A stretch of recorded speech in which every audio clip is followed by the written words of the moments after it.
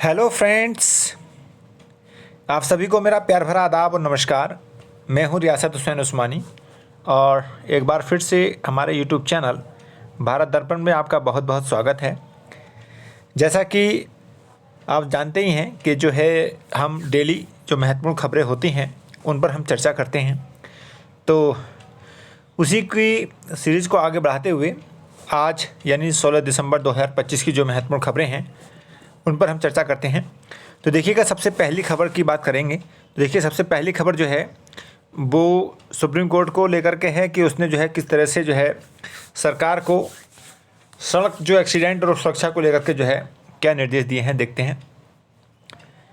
Supreme court ने कहा है कि भयावह दुर्घटनाओं को रोकने के लिए वह सरकार को आवश्यक दिशा निर्देश दे सकता है। कोर्ट ने सड़क सुरक्षा और प्रशासनिक लापरवाही पर चिंता जताते हुए जिम्मेदार कदम उठाने की जरूरत बताई है। देखिएगा, जहाँ तक रोड एक्सीडेंट की बात है तो हमारे हिंदुस्तान के अंदर जो है दिन ब दिन जो रोड एक्सीडेंट और उनसे जो है डेथ की जो संख्या है वो दिन ब दिन बढ़ती जा रही है। अगर हम देखें 2023 की अगर हम बात करें तो देखिएगा 2023 में जो है जो हमारे लगभग 4,80,000 रोड एक्सीडेंट हुए और उनमें से जो है लगभग मान के चलिए कि 1.7 लाख यानी 1,70,000 जो है लोगों की जो है इन रोड एक्सीडेंट में ही जो है डेथ हुई है। तो ये 2023 की जो स्थिति बताती है, तो इससे ये लगता है कि हमारी जो सड़क दुर्घटनाएं हैं, रोड एक्सीडेंट है, उसमें जो है बहुत दयनीय स्थिति बनी हुई है। और उसमें जो है हमारे जो सुप्रीम कोर्ट का कहना है कि जो सरकार है उसकी जो प्रशासनिक लापरवाही है उसको जो है अपने ज़िम्मेदार कदम उठाने की ज़रूरत बताई गई है, ऐसा माना जा रहा है ना।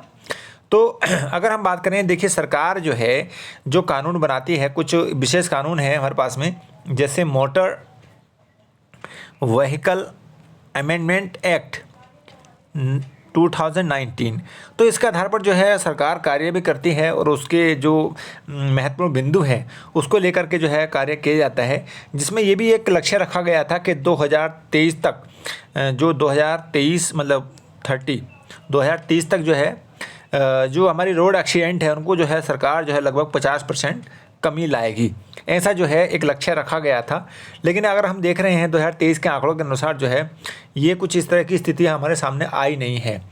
तो अगर हम बात करें और दूसरी स्थिति में कि जो है अगर हम बात करते हैं जो लगभग मान के चलिए 475 लोग जो है डेली रोड एक्सीडेंट में जो है इनकी डेथ हो जाती है। ये एक आंकड़े बताते हैं कि जो है हमारी जो रोड एक्सीडेंट की स्थिति है वो कितनी गंभीर बनी हुई है ना।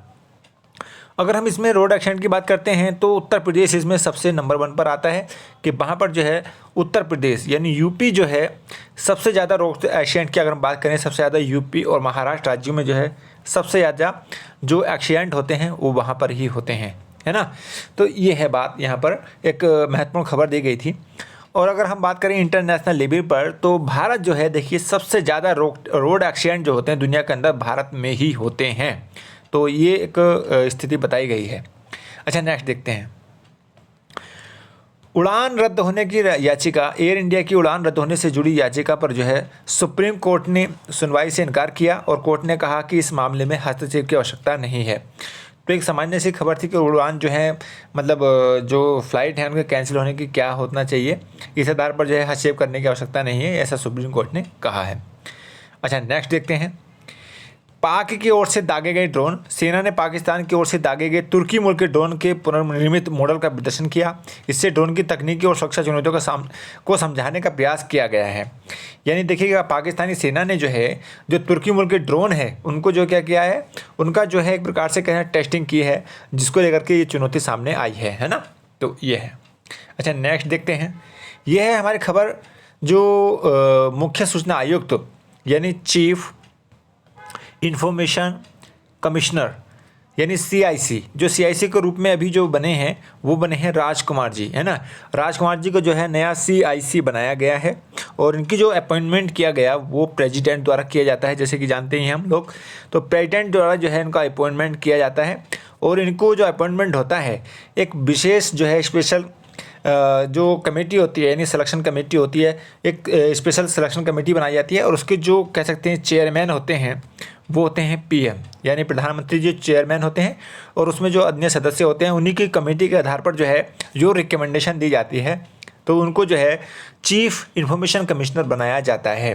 तो प्रेसिडेंट ने जो है ऐसा राजकुमार को जो है वो क्या किया है, यानी CIC बनाया है। तो ये CIC जो है काम करता है RTI। देखिए मैं बताता हूँ आपको। तो अगर हम बात करते हैं, देखिए हमारे जो भारत में जो कार्य करता है वो है आपका CIC, यानी CIC सेंट्रल इंफॉर्मेशन कमीशन, यानी केंद्रीय सूचना आयोग। तो ये केंद्रीय सूचना आयोग जो है इसकी स्थापना की गई थी, और इसका जो मूल उद्देश्य क्या होता है कि जो इन्फॉर्मेशन है, जानकारी है, उसको जो है समय पर जो है जो मांगी गई है तो उसको समय पर उपलब्ध कराना होता है। और इसका जो कह सकते हैं ये जो कार्य करता है RTI एक्ट 2005 के अंडर जो है वो काम करता है CIC, है ना। तो ये बात यहाँ पर बताई गई है। और ये जो है एक क्या है, मतलब एक जो बॉडी है, एक बॉडी के रूप में तो काम कर रहा है ये जो हमारी मतलब CIC है। तो ये क्या है, स्टैट्यूटरी बॉडी है ये, यानी ये सांविधिक निकाय है, और जो कि RTI एक्ट 2005 के अनुसार जो है वो कार्य करता है। इसमें क्या होता है, CIC क्योंकि एक बॉडी है, और तो इसमें जो है एक तो होता है हमारा यानी चीफ इंफॉर्मेशन कमिश्नर, और अन्य जो कमिश्नर भी होते हैं उनकी संख्या होती है 10। और जो प्रेसिडेंट होते हैं, प्रेसिडेंट उनको जो है सिलेक्शन कमेटी के अनुसार 65 ईयर्स की आयु यानी एज के लिए चुनते हैं, यानी नियुक्त करते हैं, अपॉइंटमेंट करते हैं। यानी 65 ईयर्स जो है उनकी एज हो जाएगी तो तब तक भी ये कार्य कर सकते हैं। इसमें जो है कोई भी टाइम पीरियड नहीं है ना, ये ध्यान रखने की थोड़ी सी बात है। यानी इसमें ऐसा नहीं है कि 6 वर्ष के लिए कर दिया या 5 वर्ष के लिए कर दिया अपॉइंटमेंट, ऐसा नहीं है। इनको सिर्फ 65 ईयर्स की जो है जो एज हो जाती है तब तक इनको जो है कार्य करना होता है। बस इसी आधार पर जो है प्रेसिडेंट इनको अपॉइंट करते हैं, है ना। तो ये खबर थी। अच्छा नेक्स्ट देखिए, नेक्स्ट हमारे सरदार पटेल जी को लेकर के हैं कि प्रधानमंत्री और गृह मंत्री ने सरदार वल्लभ भाई पटेल को श्रद्धांजलि दी और उनके राष्ट्र निर्माण में योगदान और एकता के संदेश को याद किया। देखिए क्या, अगर मान के चलिए सरदार पटेल जी जो है जो हमारे एक प्रकार से जो स्वतंत्रता जो संग्राम में महत्वपूर्ण भूमिका निभाने वाले जो गांधी जी हुए या इस तरह से मान के चलिए पंडित जवाहरलाल नेहरू हुए, तो उसी में से एक हमारे सरदार पटेल जी हैं जिन्होंने जो है जो स्वतंत्रता की प्राप्ति के बाद में जो है भारत की जो बिखरी हुई लगभग 562 रियासतें थीं उनको जो है क्या किया, यानी यूनिफाइड किया, एकीकृत किया। और इनको जो है एक जो आज का इंडिया दिखाई देता है, इन्हीं का जो है एक मतलब कह सकते हैं इनका जो है महत्वपूर्ण योगदान रहा, जिस कारण जो है इनको इंडिया का बिस्मार्क कहा जाता है, यानी इंडिया का बिस्मार्क कहा जाता है। अब क्योंकि जर्मनी में जो जर्मनी का मतलब कह सकते हैं यूनिफाइड करने के लिए जो है बिस्मार्क ने जिस तरह से अपनी महत्वपूर्ण जो कंट्रीब्यूशन दिया था, उसी बेस्ड पर जो है जो हम कह सकते हैं सरदार पटेल जी ने जो है भारत को यूनिफाइड करने में महत्वपूर्ण योगदान दिया, जिसके कारण जो है इंडिया का बिस्मार्क इनको कहा जाता है। तो इन पर जो है श्रद्धांजलि दी गई, उनको याद किया गया, है ना। तो ये है। अच्छा नेक्स्ट देखते हैं। नेक्स्ट हमारी जो है जैसे कि हम जानते ही हैं कि जो मोदी जी हमारे मतलब विदेशी यात्रा पर हैं, और पीएम मोदी जी है 75 साल पुराने संबंधों को और प्रगाढ़ करने जॉर्डन पहुंचे, और प्रधानमंत्री मोदी जी ने भारत और जॉर्डन के 75 साल पुराने संबंधों को और मजबूत करने के उद्देश्य से जॉर्डन पहुँचे, और जॉर्डन के शाह अब्दुल्ला ने अम्मान में गर्मजोशी से स्वागत किया। अम्मान क्या है? अम्मान है वहाँ की कैपिटल। तो एक बार देख लेते हैं थोड़ा सा यहाँ पर किस तरह से बना हुआ है जॉर्डन। तो देखिए जॉर्डन जो है ये आपका मान के चलिए ये है हमारा फिलिस्तीन और इजराइल, है ना, ये हमने बनाया। अच्छा इसके ऊपर हम देखेंगे ऐसा करके ये इस तरह से बन जाता है हमारा, ये सही से बनाते हैं एक बार फिर से, ये ऐसे मान के चलिए। तो ये है हमारा फिलिस्तीन और इजराइल, इसके ऊपर जो आता है हमारा इस तरह से, और ये बन जाता है हमारा सीरिया, है ना, ये सीरिया बन जाता है। और सीरिया के बाद में ये जो बनता है ये बनता है हमारा जॉर्डन, है ना, ये जॉर्डन बन जाता है। और जॉर्डन के बाद में जो हम देखेंगे ये इस तरह से ये बन जाता है इराक, और ये जो बन गया ये बन गया हमारा सऊदी अरेबिया, है ना, ये सऊदी अरेबिया।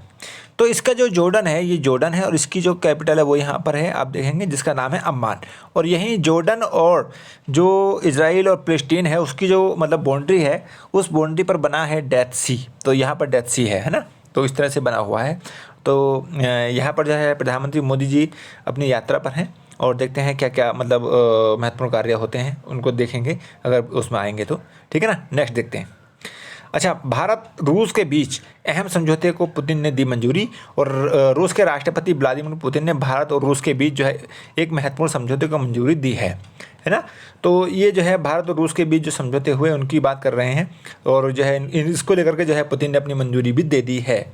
अच्छा, नेक्स्ट देखते हैं।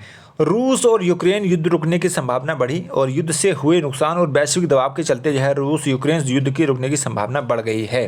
देखिए, जैसा कि हम सभी जानते ही हैं कि 2023 से जो है यूक्रेन और रूस को लेकर के एक भयंकर स्थिति युद्ध की बनी हुई है और तब से युद्ध हो रहा है। और उस युद्ध में जो है बहुत सारे जो सिविल सिटीजन हैं वो भी बहुत मारे गए हैं और साथ ही साथ जो है सोल्जर्स वगैरह भी बहुत मारे जा चुके हैं। तो अगर इस तरह से मान के चलिए, ये एक अगर इस तरह से कार्य होता है युद्ध रुकने का, तो कह सकते हैं ये एक बहुत ही सकारात्मक कार्य होगा। तो यहाँ ये है। अच्छा, अगर हम देखें यहाँ पर, तो अगर उसकी बात करते हैं तो जैसे देखिए, मान के चलिए ये मैंने बनाया ब्लैक सी, है ना, ये ब्लैक सी है। और इसी के ऊपर अगर हम आगे थोड़ा सा ऐसे घुमाते हुए बनाएंगे ये,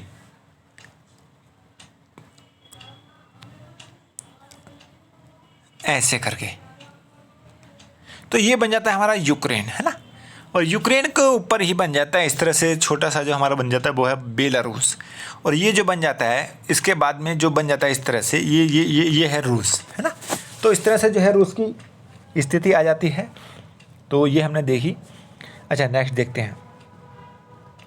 नेक्स्ट खबर है, आखिर जो है साइबर एजेंसी ने रडार पर आ गया चाइनीज़ कोविड। और भारत की साइबर सुरक्षा एजेंसियों ने चाइनीज़ कोविड से जुड़ी जानकारियों को अपने रडार पर ले लिया है। तो ये एक मतलब कोरोना को लेकर के खबर थी और ये सामान्य खबर है। अच्छा, नेक्स्ट देखते हैं। भारत और ब्रिटेन की संस्कृति पर वैश्विक संवाद के लिए दीर्घायु ने इंडिया सेंटर खोला है। और भारत और ब्रिटेन के बीच संस्कृति पर वैश्विक संवाद को बढ़ावा देने के लिए एक इंडिया सेंटर खोला गया है ना। तो जिससे जो है जो संस्कृति और जो संस्कृति पर जो है वैश्विक संवाद में मतलब कह सकते हैं एक सकारात्मक कदम होगा, है ना। अच्छा, नेक्स्ट देखते हैं। ऑस्ट्रेलिया में 150 साल पुरानी है बड़ी विरासत की जड़। और ऑस्ट्रेलिया में भारतीय विरासत संस्कृति की जड़ें 150 साल से भी ज़्यादा पुरानी हैं। क्योंकि ऑस्ट्रेलिया क्योंकि चर्चा में इसलिए है क्योंकि अभी जो है जैसा कि कल हमने देखा था कि सिडनी में जो है भयंकर मतलब आतंकवादी घटना हुई है वहाँ पर और बहुत सारे लोगों की जो है जान भी गई है। तो उसको लेकर के ये खबर है ना। अच्छा, नेक्स्ट देखते हैं। ये है हमारी बीमा एजेंट को लेकर के खबर है कि जो बीमा कंपनियां हैं वो क्या करेंगी कि बीमा एजेंट को कितना कमीशन मिला ग्राहक को बताना होगा। अब बीमा कंपनियों को बीमा एजेंट द्वारा प्राप्त कमीशन की राशि ग्राहक को अनिवार्य रूप से बतानी होगी। ये खबर है इसके लिए, है ना। अच्छा, नेक्स्ट देखते हैं। नेक्स्ट खबर है हमारी ये निर्यात को लेकर के, इंपोर्ट एक्सपोर्ट को लेकर के कि चुनौतियों के बीच जो है नवंबर में 19% बढ़ा निर्यात। और चुनौतियों के बावजूद पिछले वर्ष की तुलना में नवंबर में देश का निर्यात जो है 19% से बढ़कर लगभग 33.93 अरब डॉलर हो गया है। और यह पिछले 10 सालों में से इस महीने में सबसे अधिक निर्यात रहा है। तो अगर हम बात करते हैं देखिए एक्सपोर्ट इंपोर्ट की, तो ऐसा देख लेते हैं हम इंडिया की अगर हम बात करते हैं 2024-25 की, है ना, 2024-25 की जो इकोनॉमिक सर्वे रहा उसके आधार पर, तो देखिएगा अगर हम गुड्स की बात करें, पहले अगर हम गुड्स की बात करें तो गुड्स की क्या स्थिति रही। गुड्स में हमारा जो इंपोर्ट और एक्सपोर्ट देख देते हैं। तो देखिए पहले एक्सपोर्ट देखते हैं। एक्सपोर्ट में क्या रहा 322 यानी 320 बिलियन डॉलर रहा। और अगर हम बात करते हैं इंपोर्ट की, तो इंपोर्ट की अगर हम बात करते हैं वो रहा 533 यानी 533 बिलियन डॉलर। तो अगर हम दोनों में देखें कंपेयर करें तो हमारे पास में जो है 211 जो है बिलियन डॉलर का हमारे पास में क्या रहा डेफिसिट रहा ये गुड्स को लेकर के। अगर हम वही बात करें जो सर्विसेज है उसको लेकर के हम बात करें सर्विसेज को, तो सर्विसेज में देखेंगे एक्सपोर्ट जो रहा हमारा सर्विसेज में 280 बिलियन यानी 280 बिलियन डॉलर 81 बिलियन डॉलर। और हमारे पास में जो इंपोर्ट रहा 150 बिलियन डॉलर रहा। तो अगर हम दोनों की कंपेयर करें तो दोनों में जो है हमारा सरप्लस रहा है कितने का, 131 बिलियन डॉलर का, है ना। तो ये स्थिति बताती है। अगर हम ओवरऑल कंडीशन देखें, ओवरऑल में देखें तो ओवरऑल में क्या हो जाता है, ओवरऑल में हम देखें तो हमारे पास में जो मतलब इंपोर्ट रहा, इंपोर्ट की अगर हम बात करते हैं तो 683 बिलियन डॉलर रहा, है ना। और अगर हम बात करते हैं जो एक्सपोर्ट रहा, एक्सपोर्ट जो रहा हमारे पास में वो रहा 603 बिलियन डॉलर। तो कुल मिलाकर हम कह सकते हैं कि 80 बिलियन डॉलर का जो है हमें क्या हुआ है, घाटा हुआ है, व्यापारिक घाटा। यानी ये ट्रेड जो बैलेंस की अगर हम बात करते हैं तो हमारे पास में है डेफिसिट है 80 बिलियन डॉलर का। तो ये स्थिति यहाँ पर है। वर्तमान स्थिति को देखते हैं तो हमारे सामने जो है 19% जो है निर्यात बढ़ा है ना। तो ये है। अच्छा, नेक्स्ट खबर देखते हैं। मजबूत वैश्विक संकेतकों के आधार पर जो है इससे नए उच्च स्तर पर पहुंचा सोना, और सोना की जो कीमत है आज के मतलब जो आज के अगर हम देखें तो 137 यानी लगभग यानी 1,37,000 जो है पर 10 ग्राम हो गई है ना। ये एक नया रिकॉर्ड बनाया है। अच्छा, नेक्स्ट देखते हैं। नेक्स्ट हमारी जो है एनपीए को लेकर के है कि एनपीए बेचने के लिए भी जो गुजरात यानी गारंटर होती है उनकी सहमति आवश्यक है, और बैंकों को जो है अब अपने एनपीए बेचने के लिए भी यानी गारंटर जो है उनकी सहमति लेना आवश्यक होगा। अगर हम बात करते हैं एनपीएस जो है तो देखिए एनपीएस क्या होता है, एनपीएस को समझते हैं। यानी एनपीएस का मतलब है नॉन परफॉर्मेंस असेट्स, है ना, नॉन परफॉर्मेंस असेट्स। यानी ऐसी जो एसेट्स हैं जो एक प्रकार से वो कार्य नहीं कर रही हैं तो उसको हम कह सकते हैं। तो ऐसी कौन सी चीज़ें होती हैं, देखिए बैंक क्या करती है, बैंक जब किसी को लोन देती है तो लोन में स्थिति होती है, एक तो उसने छोटे लोन ले लिया, क्या छोटा लोन दे दिया गया, लेकिन एक बड़े लोन होते हैं जिसमें बड़े बड़े बिजनेसमैन या कंपनियां उसको लेती हैं। तो ऐसी स्थिति में क्या हो जाता है, तो वहाँ पर जो है बहुत सारा एनपीए जो है बैंकों के सामने आ जाता है। तो सामान्यतः ये माना जाता है कि अगर मान के चलिए 90 डेज़, अगर 90 डेज से पहले अगर ये मान के चलिए 90 डेज तक अगर मान के चलिए जो इसकी इंस्टॉलमेंट यानी ईएमआई मिलती रही और ब्याज यानी इंटरेस्ट मिलता रहे तो कोई दिक्कत नहीं है। लेकिन अगर 90 डेज़ के बाद में यानी 90 डेज हो गए हैं और ईएमआई और मतलब इंटरेस्ट वगैरह नहीं मिल रहा है तो 90 डेज़ के बाद में क्या होगा, फिर उसको एनपीएस जो है डिक्लेयर कर दिया जाएगा, ये ऐसा माना जाता है। और उसको जो है फिर इस प्रकार से किया जाता है कि जब मान के चलिए जो बैंक्स हों या फिर वहाँ के जो फाइनेंशियल इंस्टीट्यूशन हैं इंडिया के, तो इस आधार पर जो है वो कार्य करते हैं कि उसको किस प्रकार से वसूला जाए, यानी कि उसको जो है कैसे उसको मैनेज किया जाए। तो इस आधार पर जो है एक विशेष मतलब एक एक्ट है जिसके आधार पर जो है कार्य करते हैं, जिसको हम कहते हैं, देखिए मैं लिखता हूँ यहाँ पर सारफेसी का एक्ट। क्या बताता है ये सारफेसी का एक्ट, क्या बताता है, यानी इसका मतलब ये फुल फॉर्म होती है द सिक्योरिटाइजेशन है ना and reconstruction of financial assets, है ना, on enforcement of security interest act 2002। यानी जो हमारा सरफासी जो एक्ट है 2002 का, उसके आधार पर जो है कार्य करती हैं, यानी उनको वसूलने का कार्य करती हैं। फिर कैसे करती हैं, ये एक विशेष प्रकार की जो ARCs होती हैं, ARCs को देख लेते हैं। ARCs मतलब होता है यहाँ पर अगर हम बात करें ARCs यानी जो हमारी जो NPAs है उनको वसूलने के लिए जो है ARCs गठित की जाती हैं। उसमें क्या होता है, इसको जो फुल फॉर्म अगर हम बात करें वो होती है असेट्स रिकंस्ट्रक्शन कंपनी। तो ये क्या करती है, उनको एक ठेका कॉन्ट्रैक्ट दे देती है कि अगर आप जो है हमारी जो NPAs है उसको वसूलेंगे तो हम आपको जो है क्या आपका एक विशेष प्रकार का जो है इंटरेस्ट जो है वहाँ को हम पेमेंट करेंगे आपको। तो इस आधार पर जो वो उसको भी ले भी लेती हैं और उस आधार पर जो है वो कार्य करती हैं, है ना। तो ये होता है। अगर हम NPAs की बात करते हैं तो NPAs जो है 3 कैटेगरी में मुख्यतः होता है। एक होता है हमारा सब स्टैंडर्ड असेट्स, है ना, ये होता है। एक होता है हमारा जो डाउटफुल होता है, डाउटफुल असेट्स, है ना। एक होता है हमारा लोस्ट असेट्स, यानी एक तो हमारा सब स्टैंडर्ड असेट्स होंगे और एक हमारे होंगी जो डाउटफुल असेट्स हैं वो, और एक हमारी होंगी लॉस्ड वाली, है ना। तो ये इस प्रकार से होता है। तो अब मान के चलिए जो एनपीएज है, एनपीएज की समस्या कहाँ आती है? देखिए एनपीएज की समस्या मूलतः होती है कि जब बड़े जो बिजनेसमैन हैं या तो वो उसको मतलब बिलफुल बन जाते हैं, या फिर जो कंपनियां हैं बिलफुल तरीके से जो है यानी बिलफुल डिफ़ॉल्टर के रूप में कार्य करने लगते हैं, तो ऐसा एनपीएज तभी बनता है, वरना छोटे लोन से कहाँ एनपीएज इतना बन पाएगा। तो ये बात है। हालांकि देखिए एनपीएस तो कम मात्रा में भी हो सकता है, लेकिन जो है बड़ा जो एनपीएस की बात आती है तो वो तभी होता है जब बिलफुल डिफ़ाल्टर होते हैं। तो बिलफुल डिफ़ाल्टर का मतलब ये होता है कि जो जानबूझकर जो है लोन तो ले लिया और उसको जो है जानबूझकर नहीं चुका रहे हैं, या ऐसा लोन ले लिया है जिसमें जो है वो अब जिसके लिए लोन लिया था वो उसमें नहीं लगाकर दूसरे उसमें कार्य में काम कर रहे हैं। तो ऐसे को हम जो बिलफुल डिफ़ॉल्टर भी कहते हैं, है ना। तो इसको लेकर के ये खबर थी। अच्छा, ये खबर है हमारी, लगातार दूसरे महीने नवंबर में थोक महंगाई शून्य के नीचे है, और इसका जो है WPI पर आधारित थोक मूल्य महंगाई जो है दर लगातार दूसरे महीने में शून्य से नीचे रही है। तो जैसा कि हम जानते हैं कि जो हमारी मुद्रास्फीति है यानी इन्फ्लेशन है वो दो रूप में होती है, यानी एक होता है हमारा WPI यानी होलसेल प्राइस इंडेक्स, और एक होता है हमारा कंज्यूमर प्राइस इंडेक्स, है ना। तो ये दो आधार पर जो है इसकी जो मतलब कह सकते हैं मेजरमेंट है, कैलकुलेशन है वो की जाती है ना, दो आधार पर। तो इसमें जो अगर हम बात करते हैं वो दो है। तो इसमें पहला जो होता है हमारा वाणिज्यिक उद्योग मंत्रालय द्वारा इसको जो है कैलकुलेट किया जाता है, और इसको अगर हम बात करते हैं वो क्या आता है, केंद्रीय सांख्यिकी कार्यक्रम कार्यान्वयन मंत्रालय, है ना, ये इसके। अब इसके अंतर्गत क्या होता है और इसके अंतर्गत क्या होता है, देखिए जो WPI है उसमें आर्थिक सलाहकार कार्यालय होता है, आर्थिक सलाहकार कार्यालय, ये उसका जो है मेजरमेंट यानी कैलकुलेशन करती है। अगर हम बात करें यहाँ पर तो इसकी होती है केंद्रीय सांख्यिकी कार्यालय, ये यहाँ पर इसका कार्य करती है CPI में, कंज्यूमर प्राइस इंडेक्स में, है ना। तो ये इस आधार पर होता है। अच्छा, नेक्स्ट देखते हैं। नेक्स्ट एक सामान्य सी खबर है गोवा नाइट क्लब को लेकर के, मतलब कोई ज़्यादा इम्पोर्टेंट है नहीं। अच्छा, नेक्स्ट देखते हैं। बंगाल में जो है आज जारी होगा मतदाता सूची, और ये मतदाता सूची होगी और उसमें 58 लाख से ज़्यादा जो है मतदाता मतलब नाम कटने के आसार जताए जा रहे हैं, ये इसको लेकर के खबर है। ये एक अन्य खबर है, श्री राम मंदिर आंदोलन के अग्रणी रहे रामविलास दास वेदांती का निधन हो गया है, ये एक सामान्य सी खबर है।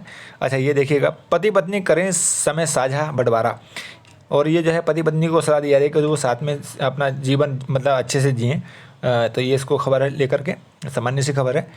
न्यायपालिका को संवैधानिकरण से बचाने के लिए सुप्रीम कोर्ट में एक याचिका दायर की गई, जिसमें यह न्यायपालिका की राजनीतिक हस्तक्षेप से बचाने की मांग की गई है ना। तो ये भी एक सामान्य सी खबर है। ये मुठभेड़ जो उधमपुर में हमला हुआ उसको लेकर के है, जम्मू कश्मीर में। तो वहाँ पर जो है बताई जा रही है कि आतंकियों की संख्या 2 बताई गई, और वहाँ पर जो है ऑपरेशन अभी भी जारी है, और वहाँ पर जो है देखिए हमारे जो 2 सोल्जर्स हैं वो भी वहाँ पर शहीद हुए हैं, है ना। तो ये है। हाई कोर्ट ने पुलिस को आराम तलबी से बचने के फटकारा है ना। हाई कोर्ट ने कहा है कि ऐसा मान के चलिए जो मान के पुलिस वाले हैं जो सुस्ती का रवैया अपनाते हैं उनको जो है बचने के लिए बताया है कि आप इस तरह का रवैया न अपनाएं, और ताकि जो है आप कर्तव्यों का जो है अपना अच्छे से पालन करें।